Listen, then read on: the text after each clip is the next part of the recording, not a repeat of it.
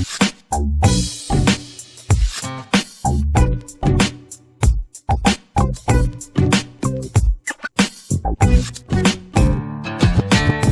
right, folks, welcome back. Chris Garlock here from the American Go e-Journal, and it's Sunday night, and we were off last week, but we're back. And Michael Redmond, good to see you as well. Hi, Chris.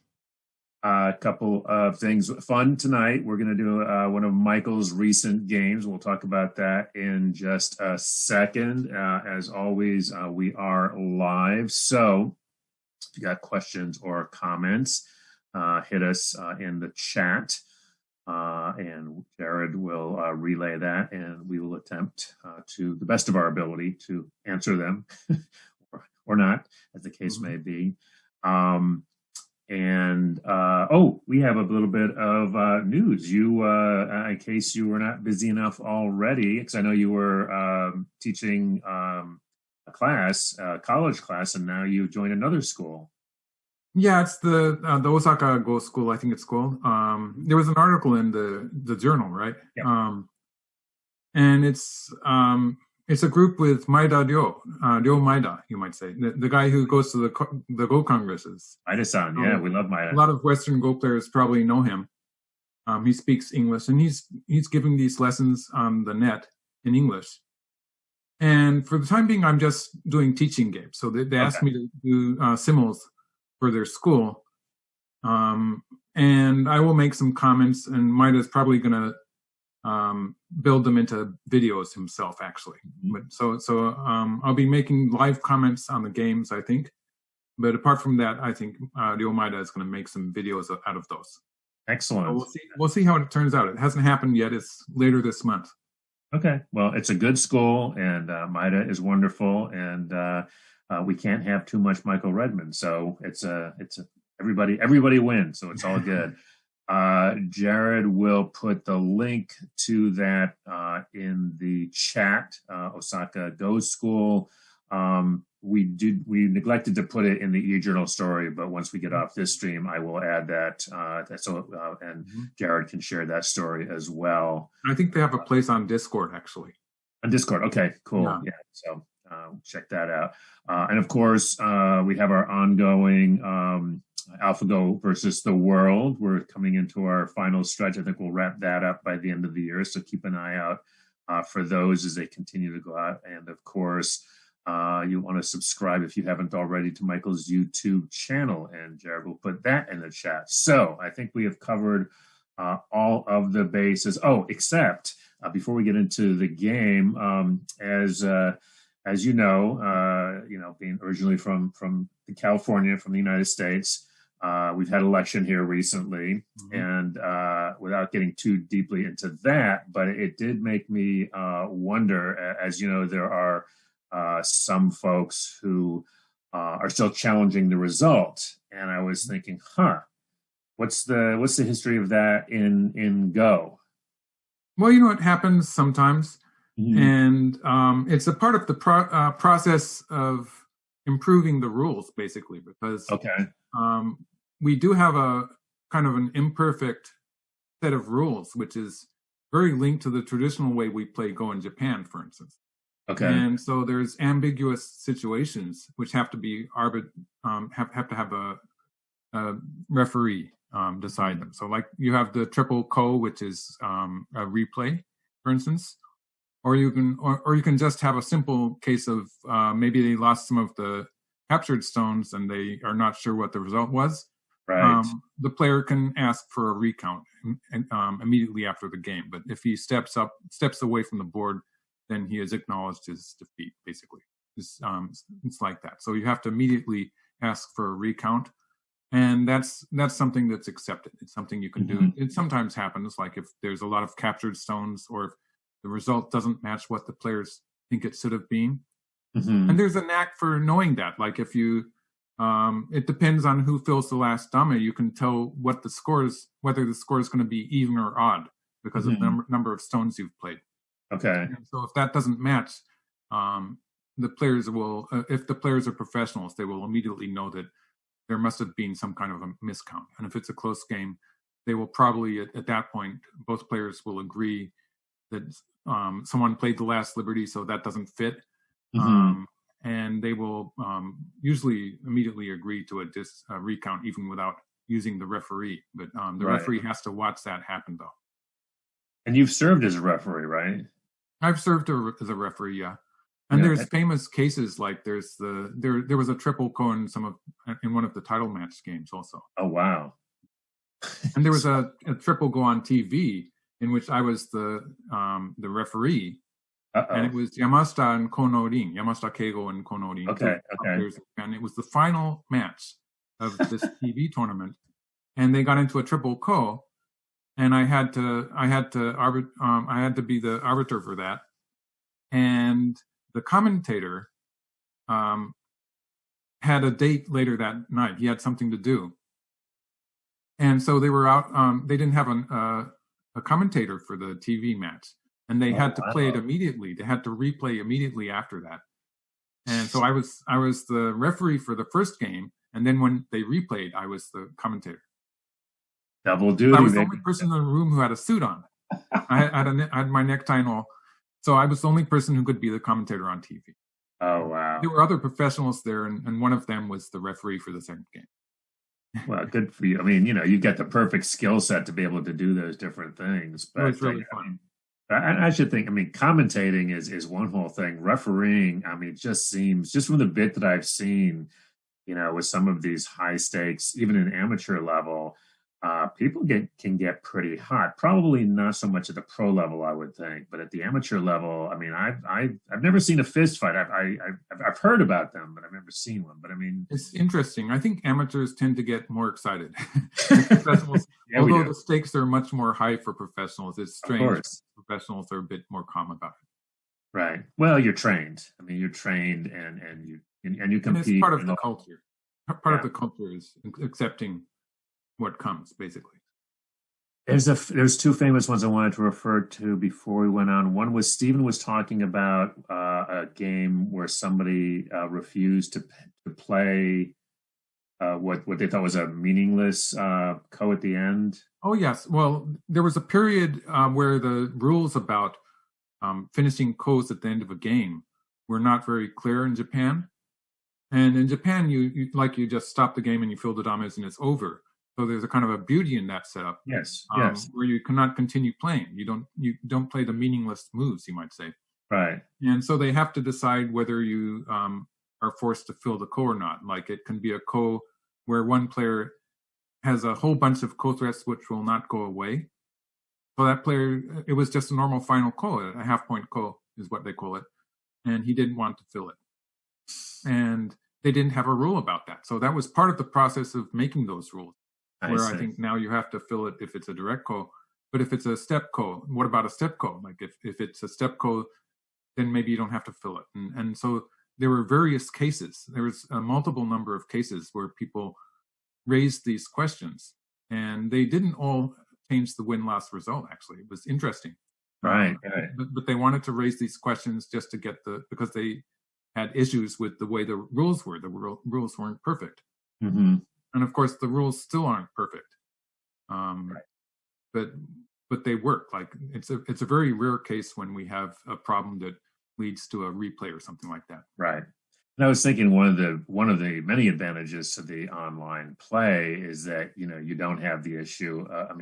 A lot of things get resolved. You have the game record, so there's no arguments about the game record. There's no missing stones. The count is you don't argue with the count. So it's it's obviously that we miss a lot of things with the over the table play, person play. But well, person to person, if it's a low level, then you can't even remember the game.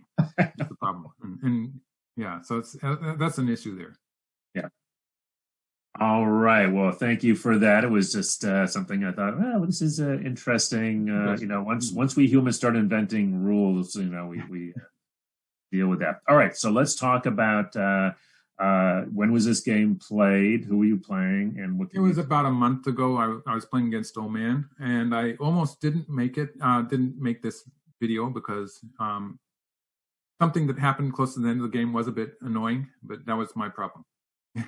But I think all of our viewers tonight, not spoiler alert, but will appreciate that you are human as well. So we'll wait till we get to that. Now, those are really exciting. Has a particular style. I was doing a little uncharacteristically. I did a little bit of research for our article promoting this, and he has a particular style that's interesting, right? Basically, to put it shortly, he's just unpredictable. Like, he has various styles, and he changes all the time. He's one of the most exciting players, if you ask me. He was one of the players who was playing big Shimaris long before the computer programs came along. So he was playing big Shimaris, and he would say himself that he messed it up completely. But actually, he was fairly successful with big Shimaris. It was one of his special moves. He was like one of two players in Japan who would play a big Shimari. I'm talking about the two-space high Shimari, 4 point. And no one else wanted to play it because they were really difficult to make into territory and stuff like that. And we didn't know what to do with them. But he was fairly successful with that. He would play, he's a very strong, tenacious fighter. And every time, I've played him a number of games actually. And they sort of go out of control every time. But this game was sort of special in that. It's even more acute. Yeah. Well, let's get to it. It's an exciting game. And again, folks, jump in with your questions or comments, but let's rock and roll. Okay, I'm playing with black, and I played 3 4 points. And I had an idea. So I'm going to show you what that was. He was doing all sorts of different things. After this Kakari, after the approach move. So he was doing different things, and I wanted to see what he was going to do about this. And so I pincered here in a position where computer programs will tell you to play, for instance, something like this, or something like this. Sometimes they want you to play something like this. They all play, computer programs will almost always, like I'm talking about Katago or Leela. I think it's true of fine art also. They will want you to protect the cornerstone or to reinforce the cornerstone. Right. And so pincering here usually reduces your score a little bit. But I just wanted to see what he was going to do. And I was expecting him to press here, and I was going to push through and cut. And so just to let you know, this is probably a bad idea. Just literally do not try this at home, kids. I don't advise you to try this, but I was going to do it. I had researched a little bit, had some ideas of how this might work. And if black knows how to handle it, it's going to be pretty close to an even game, but it gets really, really complicated. And I feel like we've looked at this with some of the AlphaGo games, and if I'm right, it does get really complicated, and there's a lot of ways to kind of go wrong, right? Just to do it on an example in the other corner, I think what you're talking about is this one where AlphaGo played this move almost for the first time, like it had been played earlier. So that was with a two-space high pincer. So that had been played earlier, and I'm just talking about this local position here, sort of leaving that position in the upper left for the time being. Sure. And this worked really well in some of its games against humans. But basically, when it's playing against itself in the later versions, even the master version, I think it gradually is sort of moving away from the pincer move. Mm-hmm. And not allowing its opponent to play the pressing move there. This move here. So to get back to the game, let's see, where am I? I'm somewhere around here. Yeah. But he didn't do that. Like, I was going to play that fighting variation. I probably would have gotten into trouble. I actually did it in a different game, and we both messed up. So that was a different story. So I didn't get to play that variation that I was showing you in this particular game. Mm-hmm. It was probably a good thing because it doesn't really work in this board position. What I think now is that it probably doesn't work so well for black in this board position. So I was maybe lucky that didn't happen, but he played here. And actually, I think this is a move that he might have played before. but I did not remember it at the time. So it's a really strange move. And the move I played against it was this, which was, it's a feasible move. It's a territorial move. The other move that I could have played this might have been more natural. And if I play here, white's going to have to connect there somehow to stop me from playing this point. And so one way, actually, this is a move that came up in the variations with Katago. So this is sort of, I would not think of playing this way ever. Like white seems to have an extra stone there. So slow. It seems so slow for white. Yeah, so I wouldn't play that way. I would probably, if I had white, I was expecting my opponent to play something like this. I could have done this. This would have been playable. White's going to play at A next, so let's just put the stone down. White's probably going to play here next. And there are some weak points in black's shape too, because there's this Tetsuji here, which is going to mess with black's shape. And there's this move here, which white might actually, for instance, if we have something like this happen, white could push through and play here. You can see that the corner is going to be squeezed. It's not going to die, but it's going to be squeezed a bit. And this is about even, I think. An even result. Or close enough to an even result. It's a pretty good position for white on the left side of the board there. So this could have happened, but it didn't. So that was the move that I could have played. It would have been the more normal move. I went for the territory. The idea is that white might play here. This was basically the idea that I had with that move at A next. Next time, if white gives black a chance, black's going to attack here and take away white's territory. So this could have happened. This is sort of what my plan was. It's about even. In the game, he plays here. So the idea with this move is that if black rolls and white gets to play these forcing moves, this is going to be good for white. It's going to be very efficient, slightly better than the previous variation. So this is what white was aiming at, and I countered with playing here. So this got really interesting. So at this point, white had the choice of playing on this side, in which case I would capture the one stone. That's so cool. I actually, when I was looking at that, I was wondering if E18 was playable. E18, yeah. Well, you see, otherwise, it would be this variation where white is a bit more efficient than black. So I want to counterattack. Yeah. And this way would actually, it's a good territory that black has there on the upper side, and white's wool is not so perfect. I think this is probably good for black.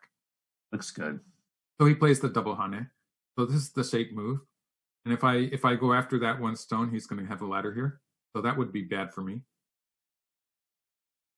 And so I come out here. It seems to be kind of a forced sequence, except for maybe this white stone. At this point, I think Katago was wanting white to play here. Not so easy to understand what's going on here. So this seems to be a reasonable move, but it's a good shape for black there on the left. So I was happy enough with this. And now white plays another Kakari. So locally, white could have just played, for instance, something like this, or even something like this. This would have been another way white. If white plays here, though, black is going to move out, and white's going to be squeezed a little bit there. If white plays here, maybe black's going to sacrifice that one, something like this.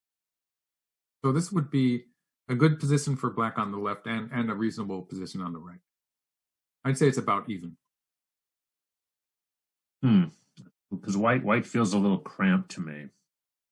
Yeah, well, it's not as bad as it looks. Like in that variation I was showing, let's see, where was I? It was this one. This exchange that black is sort of this exchange of the triangle stones here. It looks like black has played that exchange. That's pretty bad, actually, reinforcing white. And so because of that, I'd say that's a good part of why this is sort of playable for white. It really reinforces the white group. Okay. White plays another Kakari, but you can see he is playing a more all-out move. And I had a number of places I could have played, and it makes sense for me to try to take the advantage in this local fight. So, so just to give, so I guess folks should have an idea. You're looking at, you see a bunch of different places. What are your sort of your top 3 options that you're looking at right away? Okay, somewhere on the upper side. So like this would be a choice. So I put stones instead. Let's put stones instead. This one would be a choice. Actually, this is another move, and maybe a lighter move like this. And you know, they're all pretty good moves. It's hard to say which is the best. So like, I wouldn't be so confident as giving you a problem at this point and saying which is the best move, because I'm not so sure about that myself. But I played this one. And so I was sort of I was challenging him again to see if he was going to play this move. Like I just really wanted to see him press there. And actually in this case, I think pushing through and cutting is going to be good for black. It's so it's a different position than it is. The board position is quite different than what it was before. And the main difference is that these white stones in the lower right are solid and low. It means that the value of the right side of the board in general is low. So when black plays the push through and cut here, there's a good possibility that I'm going to be giving this side to white. So when I was doing it on the left here, that was a big side. But when I'm doing it on the right, it's not so big. So the variation that I would suggest, for instance, would be this one, where I'm going after those stones on the upper side. And this could be a ko, but usually white's going to pull back and play the key point here, in which case black actually has a 1.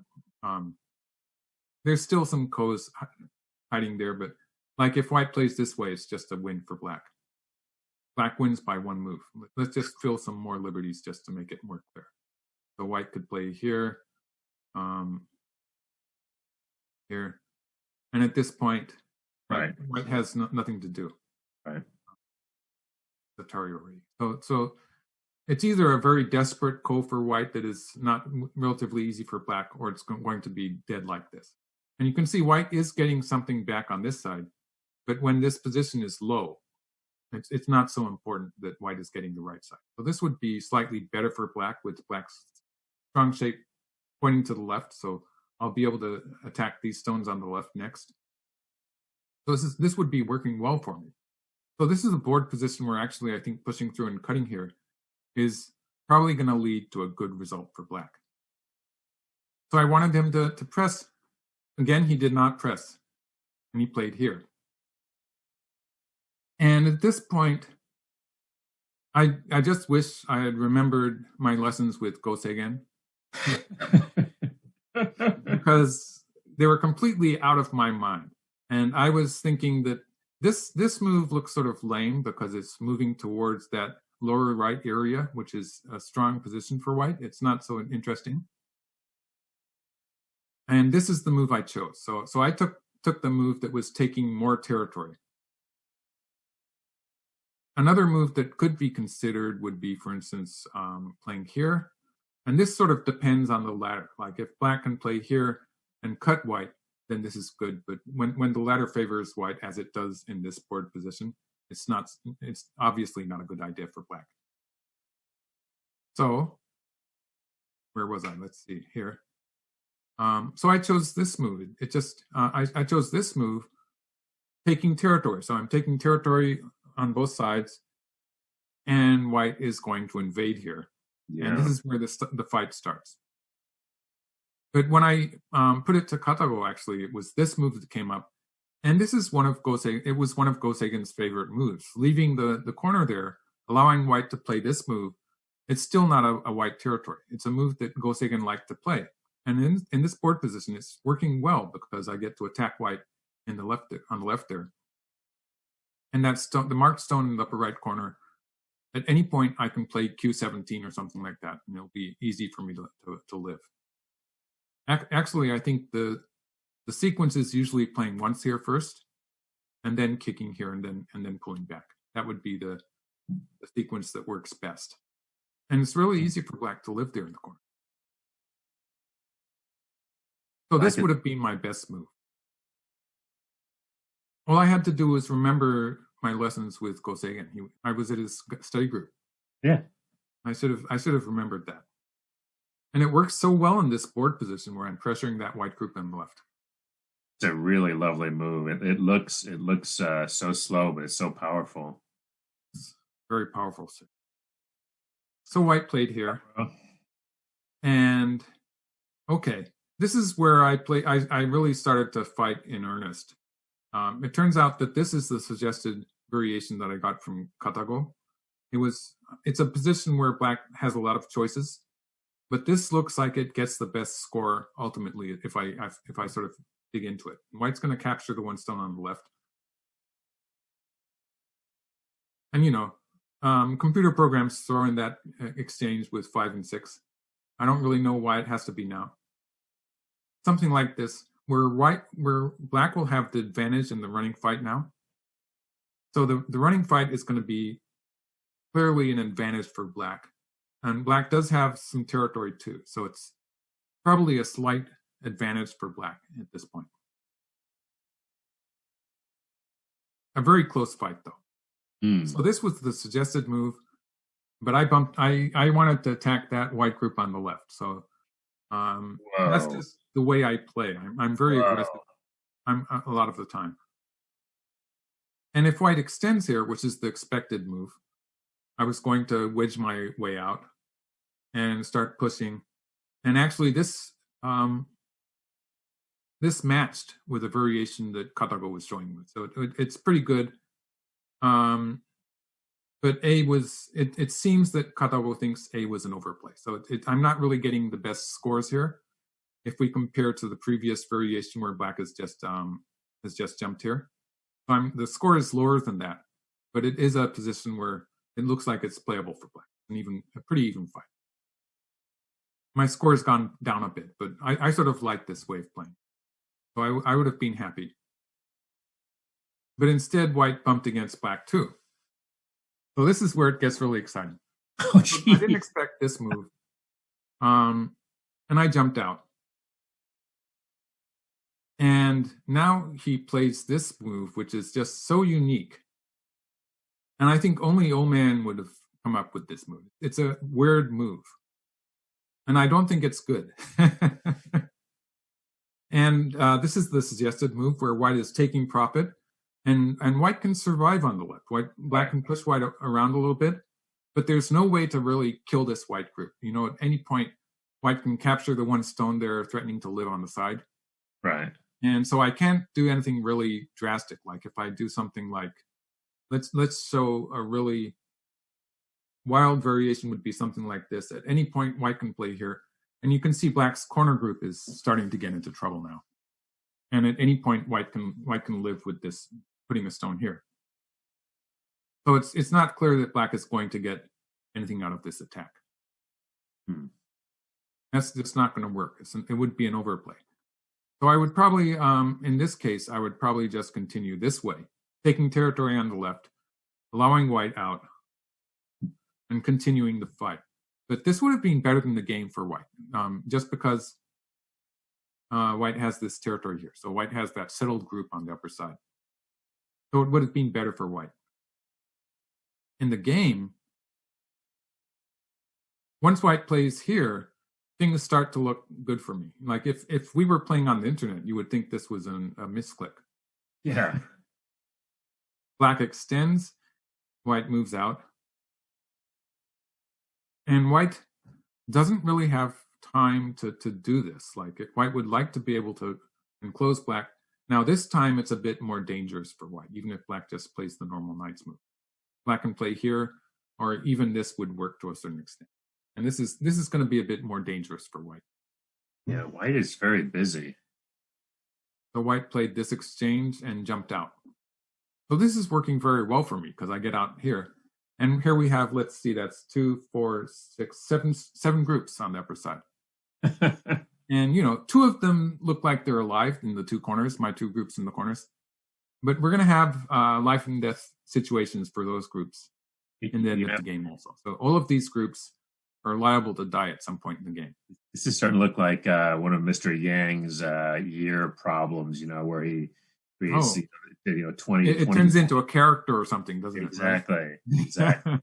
It just looks like what you're trying to do. You're trying to create some characters or some numbers or something. But yeah, and they always do involve life and death. So there were some of the AlphaGo games. I think it was the series we're doing with Master playing against itself, where it had a lot of groups just on one side of the board. So this actually reminded me of those games. There were a number of games where it got into big fights. Yeah. I can't name the games for you, but there are a few games where it looks sort of like this on one side of the board. So I know this was an OZA prelim that was just played in person at the Neokean, or it was this played in person? Yes. Okay. And did you have to wear a mask during the game? Obviously, they take your temperature as you come in, and you're wearing a mask at all times. Gotcha. So actually, in this fight, Black has only 2 weak groups, and White has 3. But White's groups are stronger than Black's, so it's a pretty even fight. One of the reasons I say that White's groups are stronger is that at some point White can play, for instance, something like this, which would either connect White on the left here. White could connect up to this group. So White has that potential connection. Or if Black stops that, then there's some issues on this side too. Like this would be a ko. Or White could otherwise be doing stuff like, that was a misclick. Looking at this weakness, so there would be, like, for instance, if we have stuff like this, then White would be threatening to cut Black. So something like this would probably work with the cut threatened. With the threat of this cut. Or if Black plays on this side, something like this. So there's some aji there, some potential for White to be connecting up somewhere on the side, which is not a big issue, but it is kind of a safety net for the White group. So White does have that slight advantage in this position as far as the strength of the groups is, but Black's advantage is the fact that Black has only 2 groups to deal with. And so I can afford at this point of the game, I can afford to allow White to play moves on the side to connect up. It would be a bit painful at this point. But I have to keep active. And like I'm saying here, I do feel that I have a kind of a feel for this kind of board position. I tend to do fairly well in these fights. And a lot of my moves are matching the suggested moves that Katago was giving me. For instance, this Kosumi, where you would probably casually assume that jumping here is good. This would not be so forceful towards White on the left. So White would be taking the initiative on the right half of this fight, even if White just jumped out here. So playing the diagonal here is more forceful to the left. I think this works fairly well, forcing White to answer that, and then moving back to the right side. And again, the diagonal move. Both of these diagonal moves sort of they're not the usual shape. They're sort of looking a bit crude, but they're pretty effective in this position. Far be it from me to call your moves crude, but I was thinking that that Kasumi, the Ghost Sagan Kasumi that you showed, that had a nice shape to it. But these, it was classy, right? Yeah. And these are a bit more kludgy looking, but they're actually very effective moves. Right. Get the job done. This is a point where I think that I am showing I'm in a position where I kind of have a natural ability to find the good moves. Mm-hmm. Well, and you're also, what's nice about this position is that you've made profit on both sides. I mean, White hasn't made any money yet. That's temporary. Like, I've learned that those territories in the corners, it doesn't really pay for Black to cling to them. And I've sort of learned that. So you're going to see in this game, both of those groups are going to get into, you might say, trouble also. Okay. All right.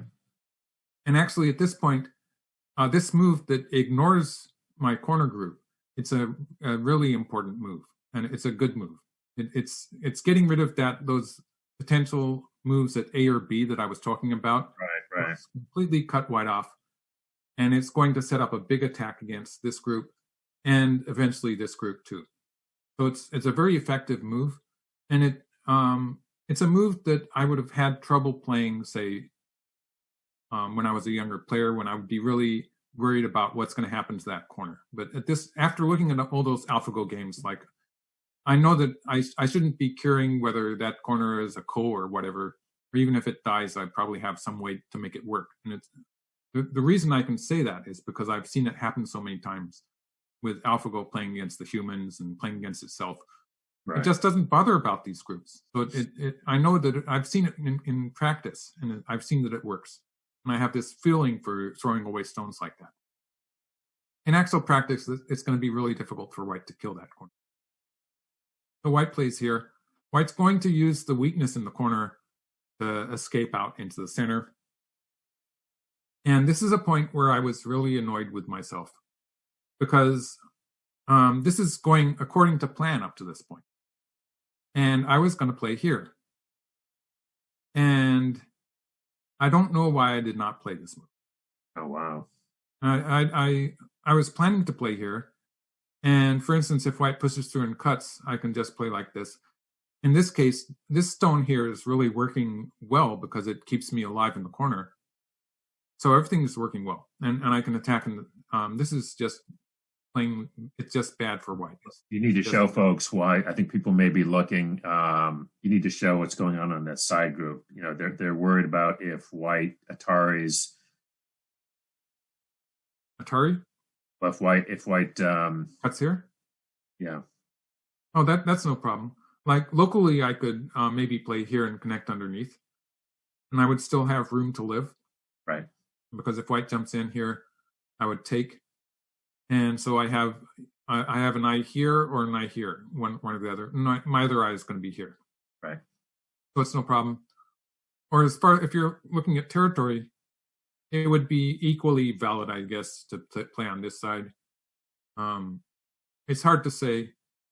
Actually, this might be the better move, even locally. So maybe if white's going to play, white would probably play this way. Mm-hmm. And then I would play something like that. And choosing between this move and this move, it's hard to say, actually. This might be the better move.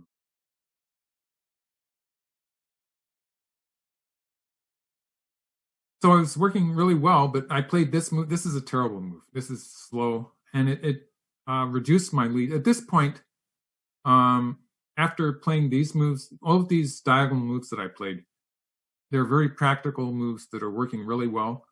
And suddenly my scores with Katago were really good. If I had continued playing this way, I would have had a fairly high score, a good winning percentage.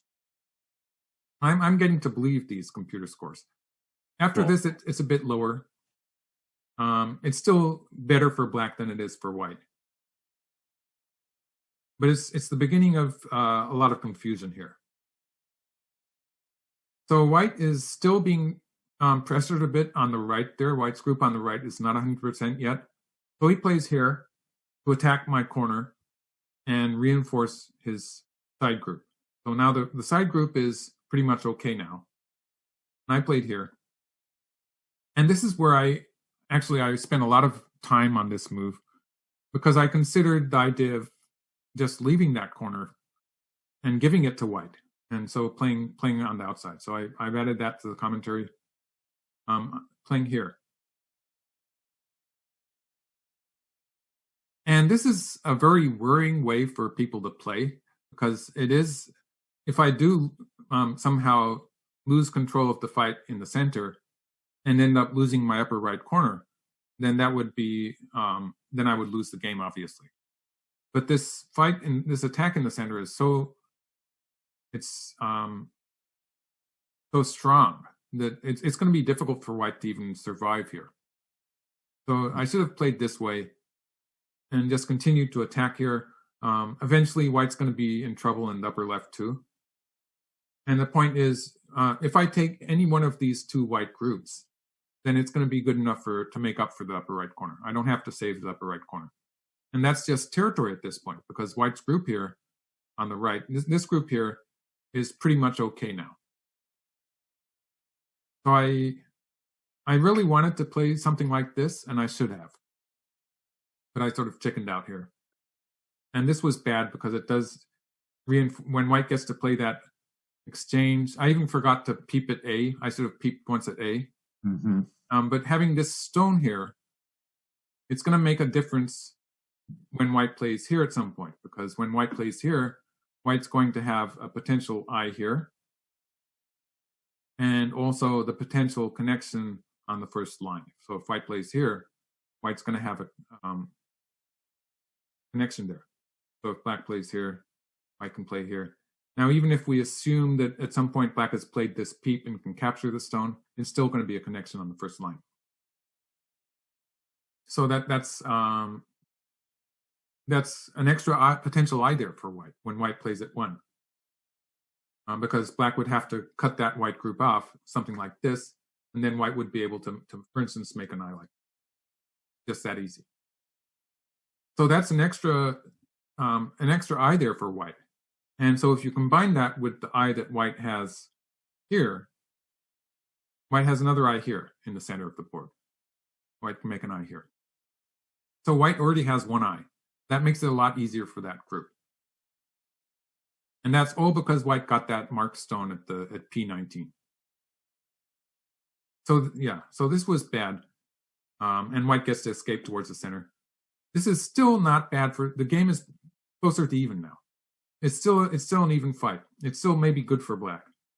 And I haven't completely messed up yet. Actually, Kadago wanted me to continue attacking on the left here. But I think the game is a slight advantage for black in either case. It's just somehow, yeah, this move. This move it's a difficult question that white is putting to black here. If black pulls back here, black can still look at that weakness at A. So like later in the game, black can play here. If white covers on this side, then black can escape there, and we'll have a cutting point here. So this would be bad for white. If white plays on this side, white can connect. But when this happens, you can see that white is losing I space there. So this is a way that black can take away the potential I that white was trying to build in this area. And it's also going to have an effect on what happens in the game. So this move would be more aggressive. It would be a stronger attack on white compared to this move. This move has its advantages also. This is the move I chose, but I'm going to call it a mistake. The advantage to this move is that later in the game I can play here, and I can make an I at this point. So it's safer for the black group. But I had to go all out and attack here. So I should have played here and emphasized the threat at A. So it seems like you started this whole sequence going back to those moves in the upper middle with fighting and being fairly aggressive, right? Then suddenly I'm sort of playing more submissive. Defensively, yeah. Yeah. Maybe your blood sugar dropped.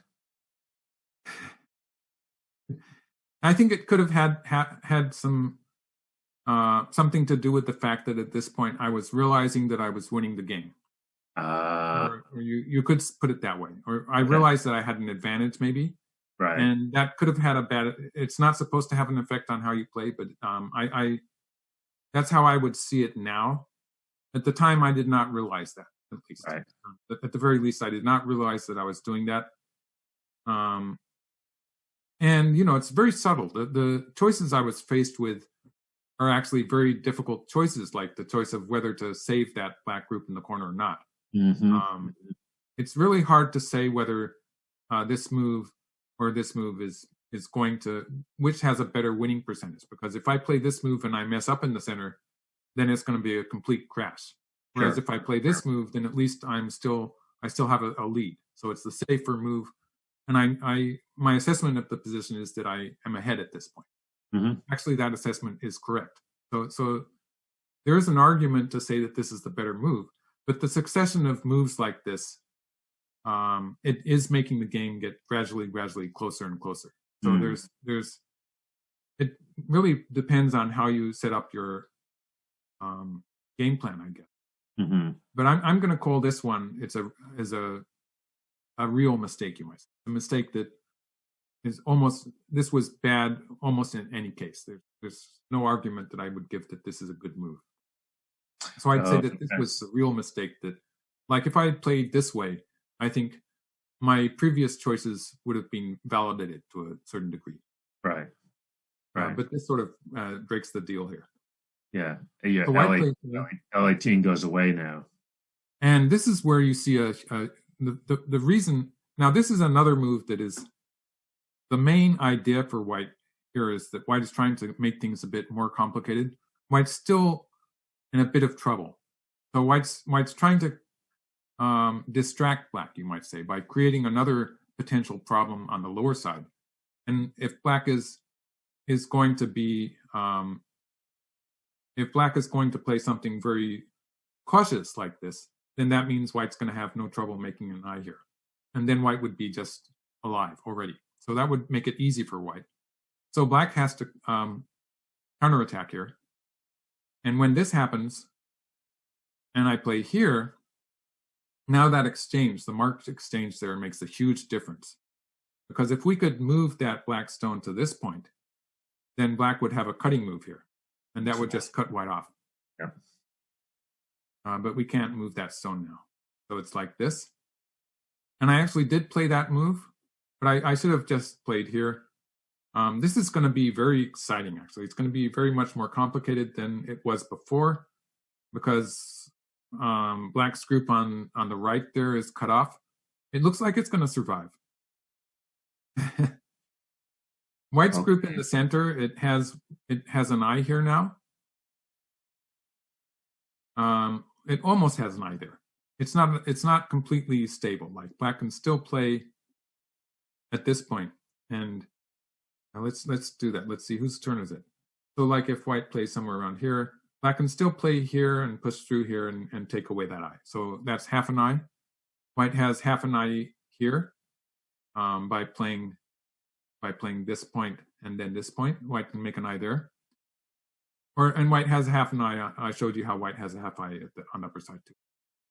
So, I mean, obviously you need to be able to read this all out, but I mean, you know, these are large dragons. They shouldn't really be in any real danger of dying, right? Okay, let's get back to that. You have to have eyes to, even if you're a big dragon, you have to have eyes to view. So up to this point, rules. Yeah. So white has 3 potential eyes there in the center. So there's these 3 eyes that I showed you. It means that when black plays this point on the 3rd line here, that's the other point where white could have made an eye. So if black plays that mark point, white's going to have to scramble to make eyes. So if white plays first, white's going to get 2 of those potential eyes and live. If black plays first, white's only going to get 1. So the moment black plays, let's make it that's a B. Okay. Let's make that a B. If black plays at B at K3, then white's going to have to immediately make 2 eyes. So it's that important. It's that close. It means that black still has an advantage in territory in general. So this would have been apparently good for black. And I'm sorry, I just did not. I was out of time at this point, so I did not read that variation. I pushed through here, but now this is really, really bad because white is actually alive. Alive on the upper side. White can make this eye here. Oh, wow. And so it's alive. And my group, it would be really painful for me to connect here. So although that group on the left there is, the black group is strong because it can connect in the center at any point. That's a move I don't want to be forced to play. So there's some issues with that black group. And there's an issue with a potential cut here, which would be maybe a ko if white cuts there. Like for instance, if white cuts here, if I play here, white will be able to live. So if I play here, it's going to be a ko. So there's that potential ko there, and black, you can see that black is not really completely connected up here. A lot of issues. And of course, white has still has to worry about this group here. And of course, this group on the other side. They're both in danger still. So it's still undecided, and it would be still fairly close, but it is going downhill for black. And what were the time controls? It was 3 hours each. Okay. And like I started out playing fairly quickly, but in that fight in the center of the board, I was reading out a lot of variations. And so white is still not very well settled in the lower left corner. Like if I play here, I'm going to be able to squeeze that group to a certain degree. And get some territory on the lower side in the process, probably. So that would be good. And for the time being, that white group in the upper left it's pretty unsettled. It's not very strong yet. So white has to deal with that group in the upper left. So white takes the stone. That's one eye with a potential eye if white plays here. But there's going to be issues because that's going to change the quality of white's group on the right too when white starts playing moves like that. By the way, you just back to the center group, you need to show folks. People are wondering if black does the placement at L12. Mm-hmm. Well, yeah, the issue is that for the time being, black's not connected here. So like I did in the game just now, actually, I have to protect once. And if we just look at it locally, let's see. Well, locally, white played here. White is alive. Right. And also, like if black plays something like, if white could actually play away, but if black plays something like this, white would have to play here, and that would affect white's eyes in the upper left now, because now white does not have this eye anymore. It's not an eye anymore. So white has to be careful in the general area. But basically, at the point before black played this move, at this point, white did have the option of cutting black off here. So that's why that eye is working. So once black plays here, if white plays here, that's going to be an eye. So this is the key point to make that eye. You don't want to make it on this side because that's not an eye anymore. That would be a mistake. If you make it on this side, then it's a valid eye.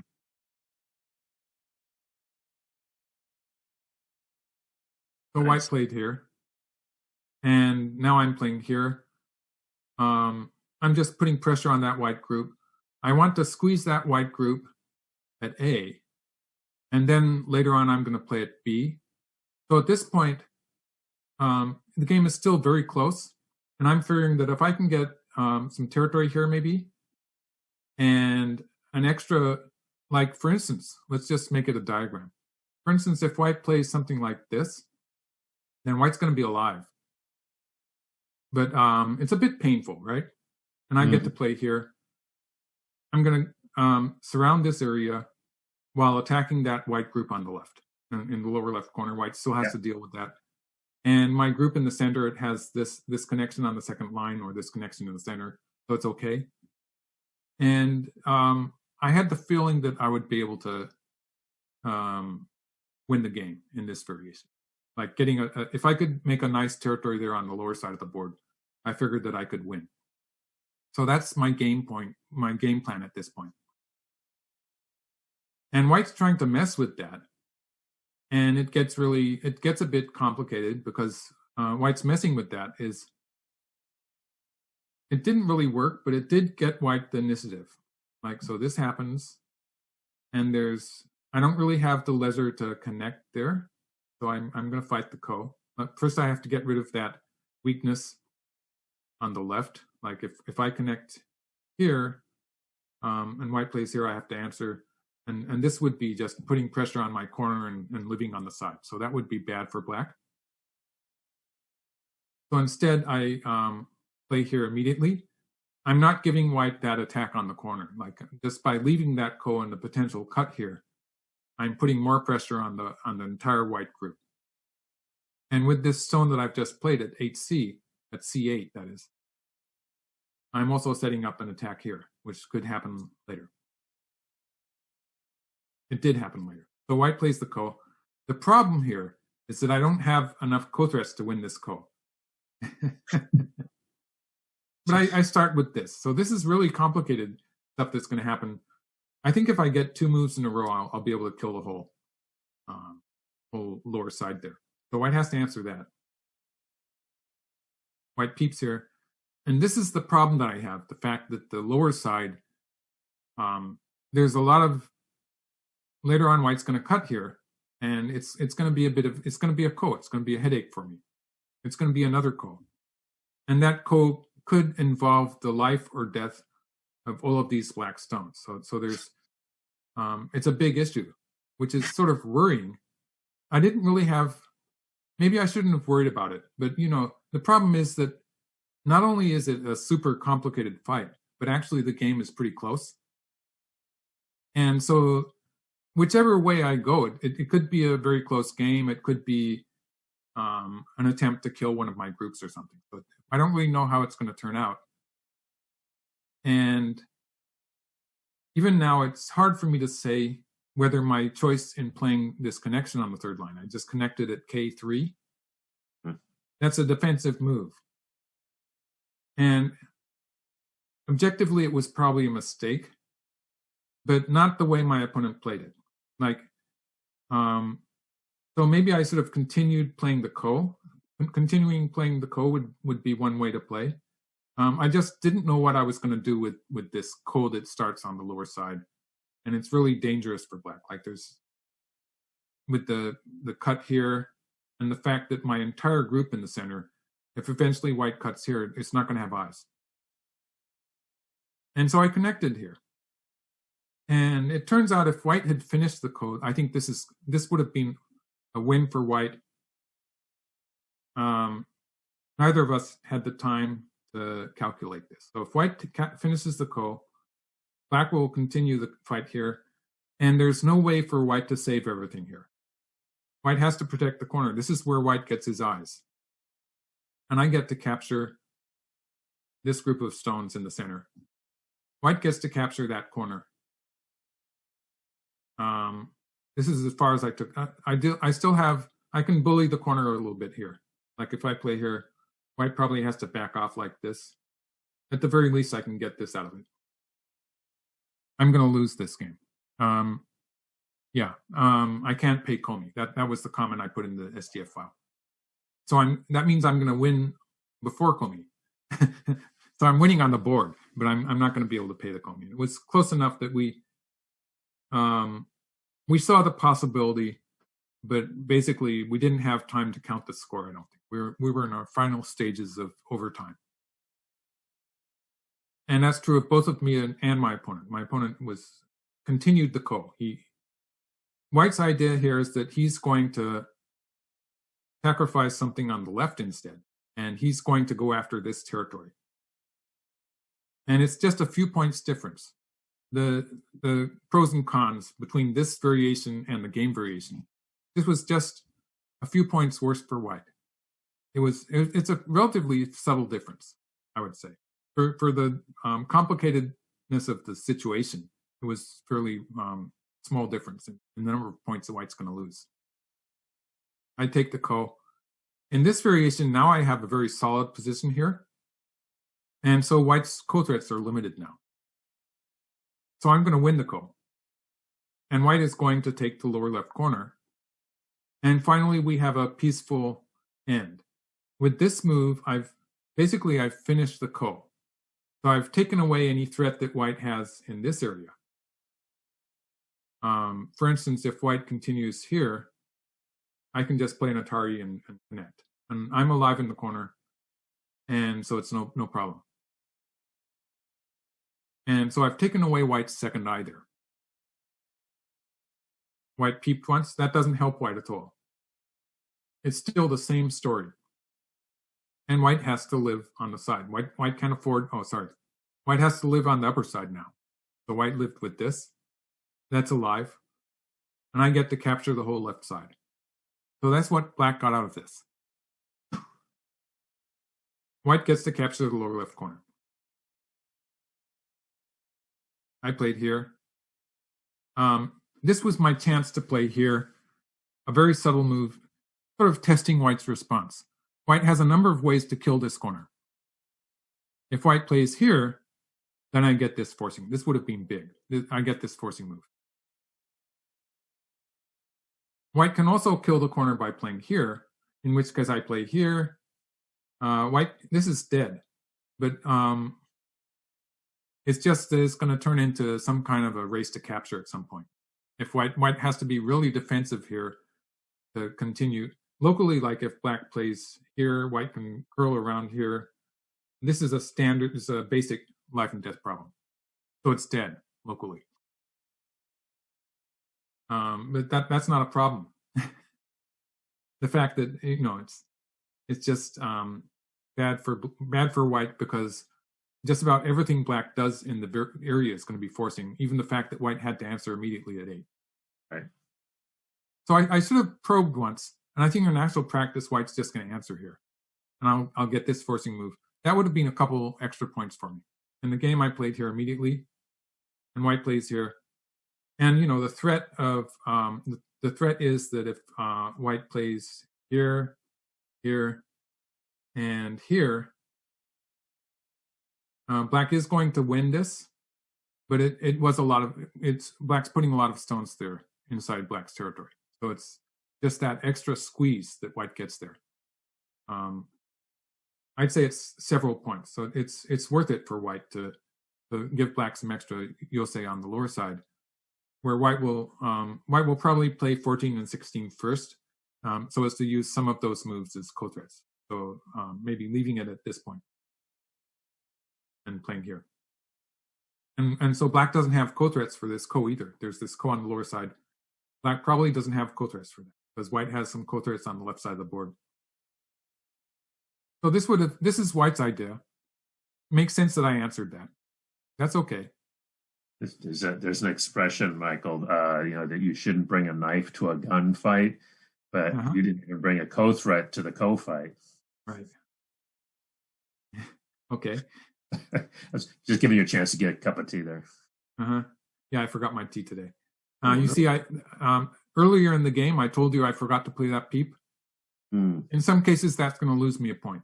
In the game variation, it actually didn't make any difference. It's a very subtle difference. So at this point, this was going to be the winning move. This was a well-timed move here.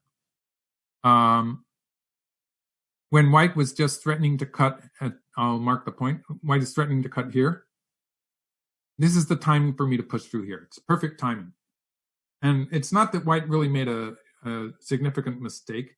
The fact that white is saving these 2 stones with sentes, it's a pretty big move. So white plays that move and is threatening to cut here. Now I push through here. Now if white cuts, I get to push through here. This trade is just good for black. Black captures the whole corner. If white plays underneath, I'm going to push through anyway. And this is painful for white. White can save some stones in the corner, but I could even just go back now. It's just so painful in the corner to be connecting on the first line. And white has to add a stone here also. Oh, that's huge. Very painful. So that was the finishing move here. Yeah. And white had to back off in this direction, after which I play here, and white connects underneath. And the game is pretty much finished. This is not what happened, though, is it? This is still the game variation.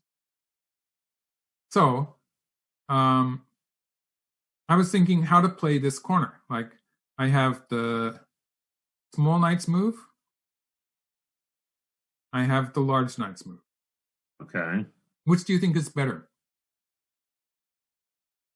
Well, off the top of my head, the small knight's move ends in sente. I guess both should end in sente in this case, right? Because of the corner properties. Right. So, the large knight's move is more points, but I have a feeling that's a trick question. Sort of. There's a theory for this particular corner position which comes up in this basic joseki, where white has played the skate. Do you remember what the joseki started like? Let's see if I can go back to the beginning of the game. It's this joseki where white has played the attachment underneath and pulled back. The tsukehiki joseki is what they call it in Japan, right? It's a very common variation. It's a very common joseki, so we get into this position a lot. And there's the theory answer and the answer that works in an actual game, and they're not always the same. Now, this move is supposed to be better. And if you look at most games, it's going to be better like 8 times out of 10. The reason is that when black plays this way, the follow-up move is still pretty big. So black wants to continue here. And this is a point where in many games, white has an opportunity to play away. So there's a potential that black will lose the initiative when black plays this way. Just because it's relatively important for black to follow up this move. Otherwise, white's going to capture the stone, right? And white can play something like this and capture that stone. So black wants to continue when black has played the large knight's move. And there is the danger that black will lose sente at this point, will lose the initiative, and what gives white an opportunity to play elsewhere. Not in this case, right? Because not in this case. This is still the biggest move. Because of all this move on the left here, this Atari, which is a big move. So that's sort of bugging me at this point. So I had to calculate I was thinking about that. Now theory says that this is the better move because white has to answer here, and this is a good opportunity for black to play all those moves elsewhere on the board that black might want to play. So this would be an opportunity for me, for instance, to play here. And then later on, black can continue here anyway. And it's the same shape, the same eventual shape in the lower right corner. It's the same shape, same thing, right? Yeah. So theory is that the knight's move is better. In actual practice, no problem with the large knight's move. There's one problem with the small knight's move. It's what happens if white plays here. If white plays here, black's going to play here. And if this happens, black is just alive. Like if white plays here, black can play here. If white plays here, black plays here. It's alive. So that would be bad for white. If white plays here, it's going to be a ko. This ko is probably bad for white too. But I was counting the ko threats, and I was in my last minute. I should have just played the large knight's move, but I was thinking about that. And I was thinking about playing the large knight's move. And I sort of went, what the hell, I'll play an Atari first. So probably if you find yourself saying, what the hell, it's probably not a good sign, right? Not a good sign. So like if I had played this variation, let's see which one I made a variation. I worked this out. Let's see what the main variation looks like. Like this. Let's just go throughout. It's a 50 move endgame. So that should be easy. And black wins by 1/2 point. Yeah, no problem. And as far as I can tell, this is correct. And it's something that I could have played this endgame. It's not so difficult that I wouldn't be able to play. Okay. That's a 1/2 point win for black. Okay, sorry about that. So in the game, I played the Atari instead. And old man laughs at me and plays here. So that was the losing move. Ouch. And we finished the end game. In this end game, I lost by 1.5 points. And this was a fairly straightforward end game also. Yeah. So that was painful. That's why I almost did not make this commentary, but you know, no, it was an exciting game on the whole. Yeah, no, I'm pretty bad at commentating games that I lost. I get so upset about them, but this on the whole, it was an exciting game, I think. No, it's a great game, and the the play is really interesting. with both of you kind of playing, fast and loose there in that center. That stuff was very, very exciting. I mean, just one snap question at the end, just to see if you're still awake. What does black do if white plays here? Oh yeah, I was worried about that actually. There.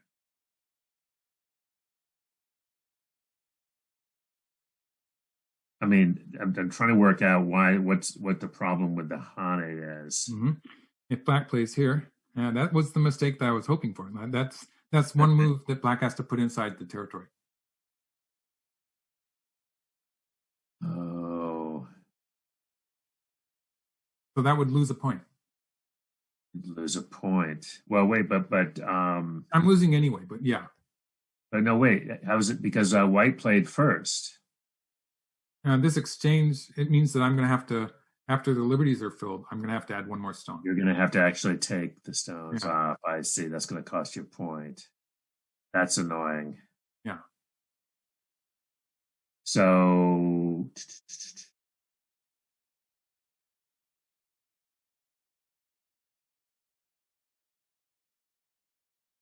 maybe just take the stone, I guess.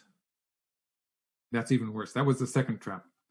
In this case, the whole black group is falling into all the traps. Yeah, the perfect student, In this case, the whole black group is cut off, and it doesn't have any valid eyes. So black, as the liberties fill, black will eventually have to. Oh my God! Play twice. No, take the. Oh, that would lose something like 3 points. Oh, jeez. Oh, all right. Correct answer. How about just descending? Descending is the correct answer. In this case, there's no move that black has to add. Like if white plays here, black can connect underneath. Black has a valid eye there. So there's no move that black has to add. If white covers, black takes. So there's no chance for white to put black in Atari in this case. Cool. It's a sort of a counterintuitive move where you would be wanting to connect underneath, but in this case, it's better to play straight down. Yeah. Yeah. And this was actually something that Meien apparently overlooked, but that was just because he was winning anyway. It wasn't that important. He was thinking he could make me put a stone in, and then he sort of went, "Oh, I see," and it wasn't a big deal because he knew he was winning. Right. Yeah. The viewers want to know: did you said Meien laugh? Did he really laugh, or is that was sort of a metaphorical laugh? He actually did have a reaction to my mistake. Yeah. It was a kind of a slightly embarrassed laugh because he knew that I guess he knew he was losing. At that point, I hadn't calculated the half point win anyway. Right. I didn't know. Right. Yeah. The other thing, if you go back to when you were having the whole discussion about the various the monkey jump or the just go back, if you go back to that for a sec. Mm-hmm. The other thing I was looking at. The other thing I was wondering about in all of those was if you look at, let's say we look at the monkey jump, right? Play out the monkey jump. This one? Yeah. So just play that sequence There's out. a number of ways white can stop it, and then white would answer here. Yeah. Okay, but isn't there some? I guess there's nothing other than I was looking to see if black had any more play than just the straight Atari at Q6, but there really isn't. The Q6 and the Atari, but there really isn't anything after that. It's just too dead in the corners. It's too easy for white. Like white has choices. For instance, like white could play this way. This is also a valid way to stop. Usually, it's a valid way to stop, but it has the disadvantage that although this would be the same result, it's actually not so good for white. But there's also the fact that sometimes black gets to play away at this point. It's a smaller loss when black plays away too. Mm-hmm. Got it. In this case, actually, this stone here on the first line is meaningful in that variation we were doing at the end of the game, where black doesn't have to put a stone in. It makes a 1 point difference. So there's an advantage for black having that stone on the first line. So the question about which move to play really was consequential in a lot of ways. It's something that it's usually important to think about that, but I shouldn't have been doing it in my last minute when I didn't know I was winning, but I was winning either way. Like I could have played either of those moves, anything but this one. If I had played this one, I could have just played this move and it would have been no problem. Mm-hmm. Like even if I just played once and played here, it would have been better in the game. Oh, wow. Interesting. It would have changed the way white captures that black stone. It would have made a slight difference. Right. Well, very, very exciting game, and just especially all of that fighting in the middle. And I think one of the other your points there is that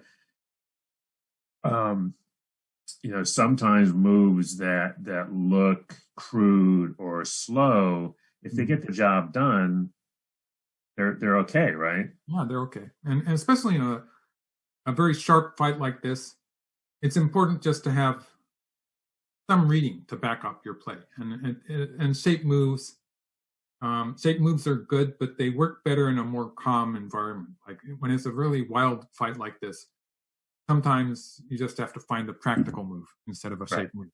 Right. Well, great game, Michael. I appreciate you showing it to us. So it's looking forward to that. Hey, we have another special. I think for all of us, for me particularly, doing these I feel so much human games, right?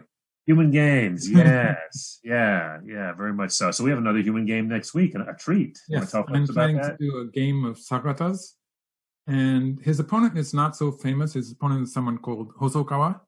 Okay. Hosokawa Senjin or Chihiro. There's two pronunciations to that name, sort of like Fujisawa Shuko. They give you a different pronunciation if they think you're special. And yeah, it's true actually. Yeah, but and he was one of the great players who revived Go, the Go community after the World War II. Mm-hmm. So he was one of the I guess founders in the Osaka area, because he was one of the founders of the Kansai Kin also. Mm-hmm.